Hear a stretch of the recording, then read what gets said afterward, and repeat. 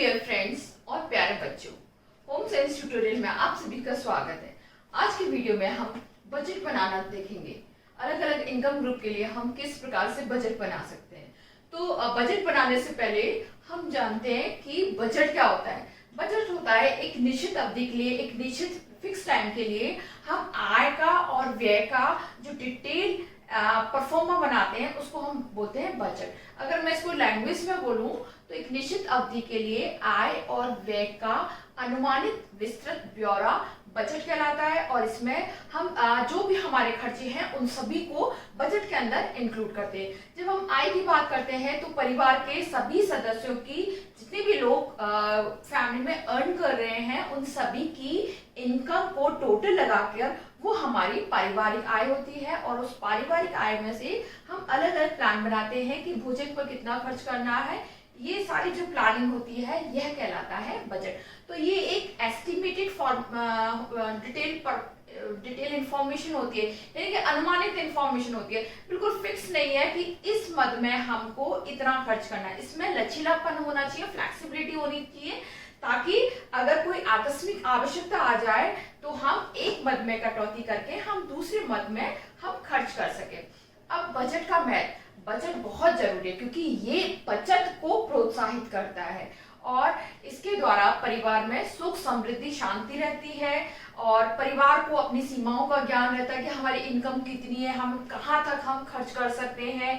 ठीक है, तो इसके अलावा परिवार के जो लक्ष्य होते हैं वो स्पष्ट होते हैं। मान लीजिए परिवार का लक्ष्य है अपने लिए घर खरीदना, तो वो हर महीने 5,000 रुपए की बचत करते हैं।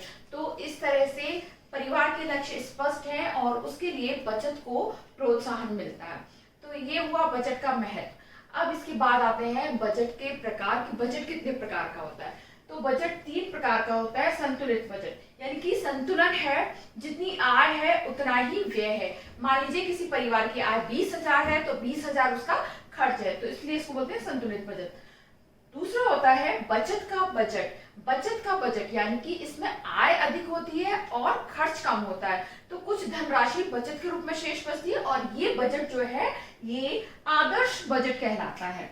बचत का बजट जो है ये एक आदर्श बजट है और इस तरह के बजट को प्रोत्साहन मिलना चाहिए। तीसरा होता है घाटे का बजट। इस प्रकार के बजट में आय कम होती है और खर्चे बहुत ज्यादा होते हैं। तो अगर आय कम है, खर्चे ज्यादा है, मान लीजिए फैमिली की इनकम है 20,000 और खर्चे हैं 25,000, तो 5,000 कहाँ से आएगा? ये किसी से लोन लिया जाएगा या किसी से ब्याज पर पैसा लिया जाएगा, उधारी ली जाएगी। तो इस तरह का बजट अर्थव्यवस्था के लिए बिल्कुल भी अच्छा नहीं होता। अब बात आती है कि हम बजट कैसे बना सकते हैं। तो सबसे पहले हमें बजट के बारे में अर्नेस्ट एंजिल ने बताया। ये एक बहुत फेमस अर्थशास्त्री हैं, अर्नेस्ट एंजिल। तो हमारे कोर्स में जो बजट मेकिंग का प्लान है वो अर्नेस्ट एंजिल के अनुसार है। अर्नेस्ट एंजिल ने जो प्लान बनाया था उस प्लान में एक कमी है। उस प्लान में इन्होंने कहीं भी बचत का कोई प्रावधान नहीं रखा, इसलिए इनका जो बजट प्लान था वो फ्लॉप था। लेकिन फिर भी हम जो बजट प्लान बनाएंगे वो बेसिक फॉर्मुलेशन इन्हीं का रहेगा। तो देखते हैं हम बजट प्लान। तो आज हम अलग अलग इनकम ग्रुप के लिए एक बजट प्लान बनाएंगे। निम्न आय वर्ग, यहाँ हमने आय इनकी मानी है 10,000 रुपए। मध्यम आय वर्ग, यहाँ हमने आय मानी है 30,000 रुपए और उच्च आय वर्ग जिनकी इनकम हमने मानी है 60,000 रुपए। तो बोर्ड एग्जाम में क्वेश्चन 2 तरह से आता है। एक आता है अर्नेस्ट एंजिल के अनुसार बजट प्लान बनाइए।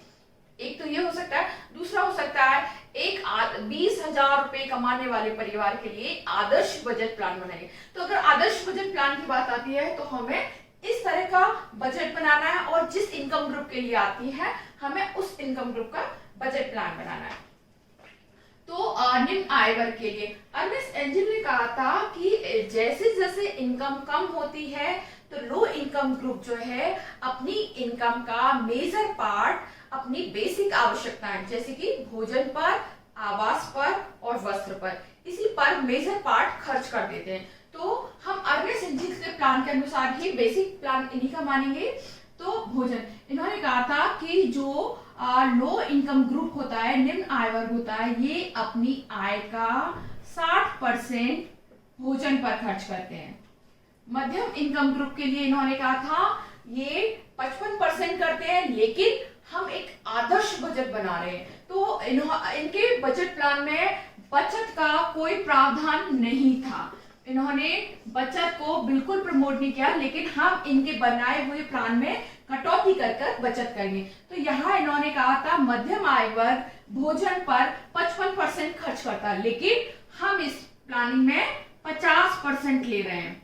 ऐसे ही उच्च आय वर्ग के लिए इन्होंने कहा था कि ये 50% अपनी इनकम का 50% भाग भोजन पर खर्च करते हैं। हम एक आदर्श बजट प्लान बना रहे हैं, तो हम इसमें 45% इनकम जो है वो भोजन पर खर्च करेंगे। दूसरा आता है वस्त्र। इन्होंने कहा था तीनों कैटेगरीज के लिए कि वस्त्र पर सभी इनकम ग्रुप 18% खर्च करते हैं, लेकिन हम आदर्श बजट प्लान बना रहे हैं, तो हम इसमें 12% वस्त्र पर खर्च करेंगे।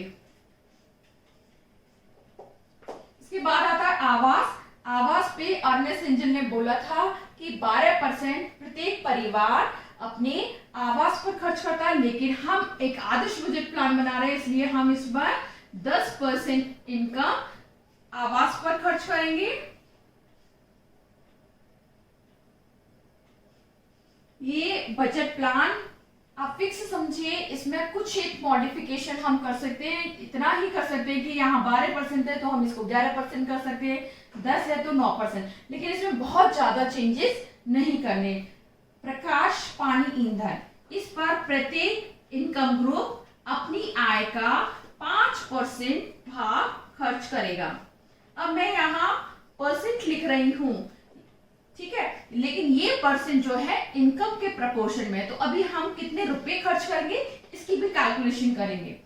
शिक्षा, स्वास्थ्य, मनोरंजन, इन तीनों पर अर्नेस्ट एंजल ने बताया था 5%। अब हम 5% का डिवीजन कर देते हैं, 2% शिक्षा पर, 2% स्वास्थ्य पर और 1%, यानी कि लो इनकम ग्रुप जो है 2% शिक्षा पर खर्च करेगा, 2% अपने स्वास्थ्य पर और 1% इनकम अपने मनोरंजन पर खर्च करेगा।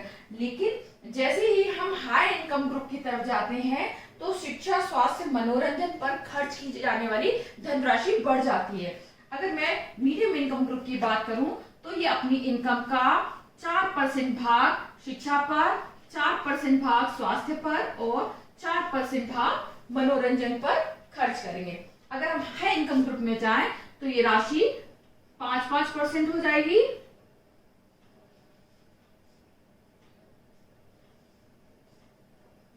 अब इसके बाद जो मेन इंपॉर्टेंट चीज है वो है बचत, कि ये परिवार कितना बचत करेगा।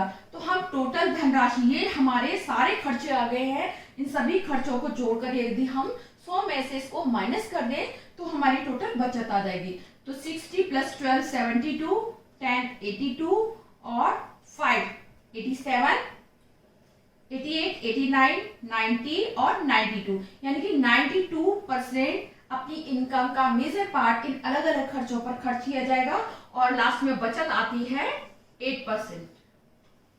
ठीक है, इसी तरह से हम इस प्लान में देखें तो 50, 12, 62, 72, 72 और 5 77, 77, 4, 78, 79, 80, 81, 85 और 89, यानी कि ये परिवार 89% जो मेजर पार्ट है अपनी इनकम का वो खर्च कर चुका है और इनकी बचत जो है वो है 11%। इसी तरह से हम इसका कैलकुलेशन करेंगे तो हम पाएंगे कि इनके अलग अलग जो खर्चे हैं वो आते हैं 87% और इनकी जो टोटल बचत है वो है 13%। ठीक है, तो ये हमने किस परसेंटेज में इनकम खर्च करेंगे ये प्लान बना लिया। अब इसके बाद हम बनाएंगे कि अपनी आय को किस तरह से, तो 60% निकालना है हमें 10,000 का। तो किस तरह से निकालेंगे बच्चे, ध्यान से देखेंगे आप। 60% का मतलब हुआ 60/100 और कितनी आय है 10,000 रुपए, तो ये हम इस तरह से निकालेंगे, तो ये निकलेगा 6,000 रुपए। ठीक है, तो यानी कि लो इनकम ग्रुप परिवार जो है वो अपनी आय का 60% यानी कि 6,000 रुपए भोजन पर खर्च करेंगे। ऐसे 12% निकालेंगे तो 1,200 रुपए आएगा। 10% मीन्स 1,000 रुपए, 5% मीन्स 500, 2% मीन्स 200, और इस परिवार की जो बचत होगी वो होगी 800 रुपए। तो हमारा अगर लो इनकम ग्रुप के लिए आता है प्रश्न कि निम्न आय वर्ग, और यदि आय दे रखी है, मान लीजिए यहाँ 10,000 की जगह 15,000 है, तो हम 15,000 के अकॉर्डिंग ही सारी कैलकुलेशन करेंगे। तो यदि लो इनकम ग्रुप के लिए प्लान बनाने को आता है तो केवल आपको इतना बनाना है, मीडियम इनकम ग्रुप और हाई इनकम ग्रुप के लिए नहीं बनाना। अब हम आते हैं नेक्स्ट, हमारा जो है मध्यम आय वर्ग। मध्यम आय वर्ग के लिए हम 50% निकालेंगे, तो 30,000 का 50% यानी कि आधा हो जाएगा इनकम का 15,000 रुपए। ठीक है, 12% निकालना है तो हम कैसे निकालेंगे, 12/100 इंटू 30,000 का निकालना है अब हमें, तो ये इस तरह से निकालेंगे, तो ये आएगा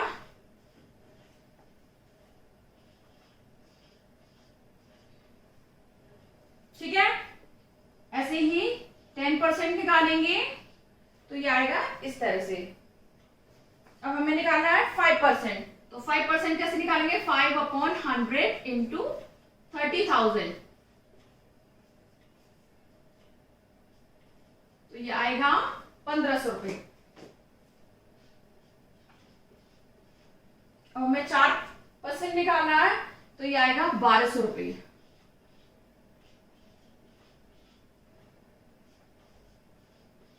और इस परिवार की जो बचत है वो है 11%, और 11% का मतलब हुआ 3,300 रुपए। ठीक है, तो ये हुआ एक मध्यम आय वर्गीय परिवार के लिए पूरा प्लान, यानी कि बजट मेकिंग का प्लान होगा। अगर मध्यम आय वर्ग के लिए आएगा तो हम व्यय के मद लिखेंगे, परसेंट इनकम लिखेंगे और रुपए का डिस्ट्रीब्यूशन लिखेंगे। ठीक है, इसके बाद हम आते हैं हाई इनकम ग्रुप की तरफ। तो हाई इनकम ग्रुप अपनी इनकम का 45% भाग खर्च करेंगे अपने भोजन पर, और इनकी आय है 60,000 रुपए।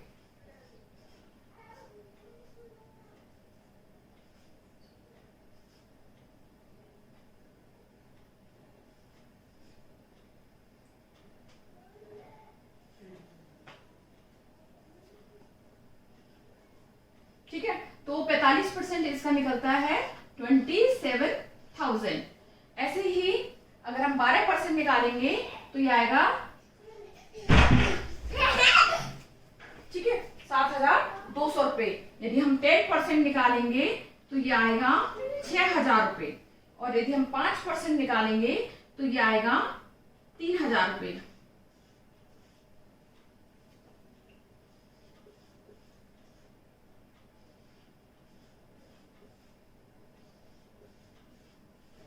और इसके बाद लास्ट में हम इसका 13% निकालेंगे, 13/100 इंटू 60,000 सॉरी, तो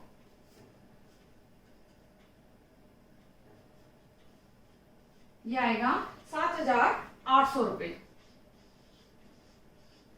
तो इस प्रकार से हमने देखा, पहले हम जब भी हम इस तरह का बजट प्लान बनाएंगे पहले परसेंट डिस्ट्रीब्यूशन करेंगे, और परसेंट डिस्ट्रीब्यूशन को फिर जितनी इनकम दे रखी है उसके अकॉर्डिंग हम रुपयों में उसको कन्वर्ट कर देंगे, परसेंट डिस्ट्रीब्यूशन को रुपयों में कन्वर्ट कर देंगे, और इस तरह से हम एक प्लान बनाएंगे। ये है बजट का एक आदर्श प्लान, तो मैं इसको आदर्श बजट प्लान भी कह सकती हूँ।